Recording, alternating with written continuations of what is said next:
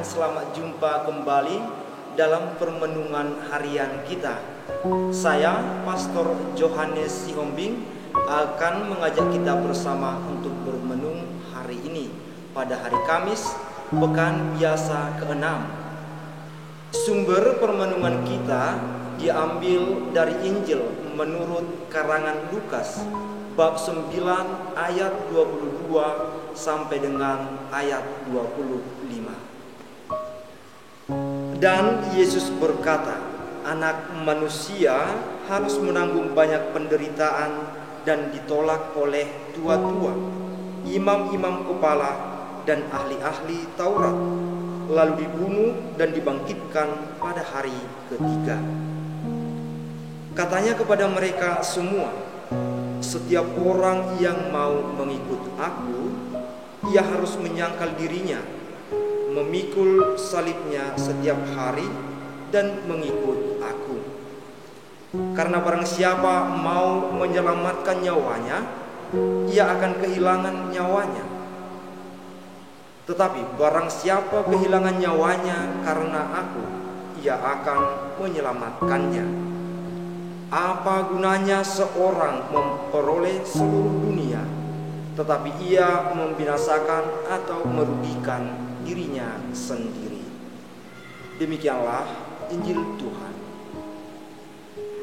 Saudara-saudari terkasih, dalam Injil hari ini, untuk pertama kalinya Yesus mengungkapkan nubuat tentang sengsara yang harus dijalaninya.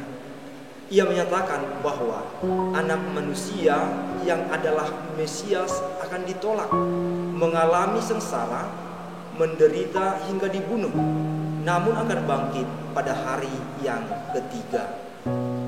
Melalui nubuat ini, Yesus ingin mempertegas muatan kedatangan dan pelayanannya sebagai Mesias. Dengan itu dapat dimengerti bahwa Dia hadir bukan sebagai seorang raja yang berkuasa, penuh kekayaan, kehormatan, tak tertandingi, dan sanggup mengusir penindas dan penjajah. Kerajaan yang diusung Yesus adalah kerajaan yang menyelamatkan, bukan yang mengusir dan mematikan. Kerajaannya adalah kerajaan yang mengangkat orang dari keterpurukan dan memberi pengharapan serta hidup. Dia yang menjalankan kerajaan itu malah harus mengorbankan diri dan hidupnya. Dia ditolak, menderita dan dibunuh supaya semua orang yang dilayaninya dan yang percaya kepadanya memperoleh pengharapan, keselamatan dan hidup. Yesus tidak pernah mengejar keselamatan sendiri, melainkan Dia mengorbankan hidupnya supaya banyak orang selamat dan hidup. Maka siapa saja yang percaya kepadanya dan bersedia mengikutinya harus juga siap menghadapi kesulitan, penderitaan, dan berkorban demi banyak orang. Sebab siapa saja kehilangan nyawanya karena melayani dan mengikuti jalan Yesus, dia akan menerima keselamatan kekal. Sebaliknya, barang siapa yang egois dan hanya berjuang mengejar kesenangan dan keselamatan sendiri, dia akan kehilangan nyawanya.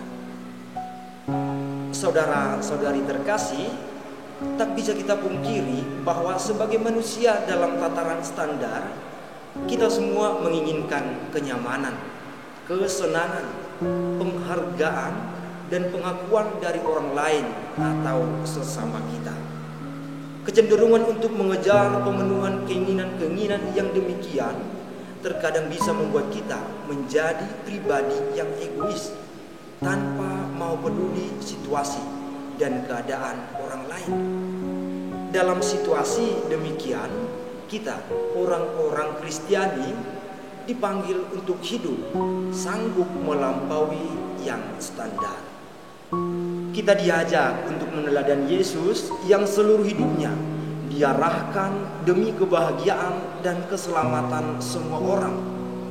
Ia rela mengorbankan hidupnya supaya kita semua memperoleh hidup. kita juga dipanggil untuk terbuka kepada semua orang dan peduli kepada siapa saja. Misi kita bukan untuk mengorbankan hidup yang lain demi hidup kita sendiri, malahan sebaliknya. Perwujudan misi ini tentu bukanlah perkara yang mudah, tetapi mari belajar secara perlahan dan bijaksana dalam semangat kerendahan hati. Salam dan Tuhan memberkati.